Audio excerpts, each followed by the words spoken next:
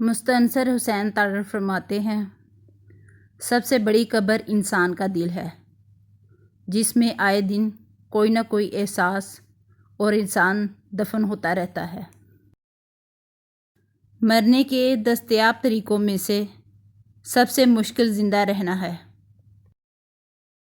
ہر کسی کو صفائی نہ دیں، آپ انسان ہیں، جھاڑو نہیں۔ عظیم دکھ ہر انسان کو غیر متوازن کر دیتا ہے، چاہے وہ کتنا ہی مضبوط اور توانا کیوں نہ ہو۔ ہم سب کی زندگی میں کچھ لوگ جگنوں کی طرح ہوتے ہیں جو ہمیشہ جلتے رہتے ہیں۔ اگر عزت نفس کو ٹھیس پہنچے تو انسان ہر محبت سے ماورا ہو جاتا ہے۔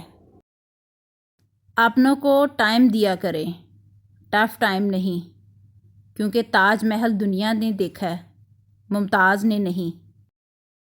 جیسے چاند کا عکس بہتی ندی میں بہتا ہے پر اس کا حصہ نہیں بنتا، ایسے ہی نیک شخص کا وجود دنیا کی ندی میں بہتا ہے پر اس کا حصہ نہیں بنتا۔ کوئی مرنے لگے تو ہم سورہ یاسین لے کر اس کے سرہانے بیٹھ جاتے ہیں تاکہ اس کی روح آسانی سے نکل جائے۔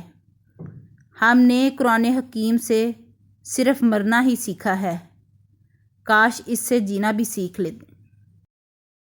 جو محبت کرتے ہیں ان پر بڑی ذمہ داریاں ہوتی ہیں۔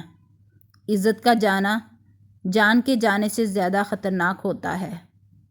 اس محبت کا نہ ہونا واجب ہے جو کسی کی عزت اچھا کر حاصل کی جائے۔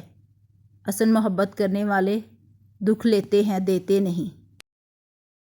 آپ کی جیب میں پورا قرآن ہونے سے بہتر ہے کہ چاہے قرآن کی ایک ہی آیت ہو لیکن وہ آیت آپ کے عمل میں ہو۔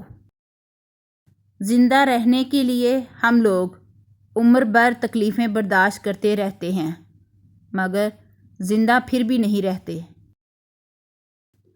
ہر قبر کا حق ہے کہ اس پر فاتحہ پڑھی جائے۔ کچھ قبریں دل کے اندر بھی ہوتی ہیں مگر ان پر لگی مٹی اور جلتی ہوئی اگربتیاں کسی کو نظر نہیں آتی۔ سمجھدار ہونے کا سب سے بڑا نقصان یہ ہے کہ آپ وہ باتیں بھی سمجھنے لگتے ہیں جو کہ نہیں سمجھنی چاہیے۔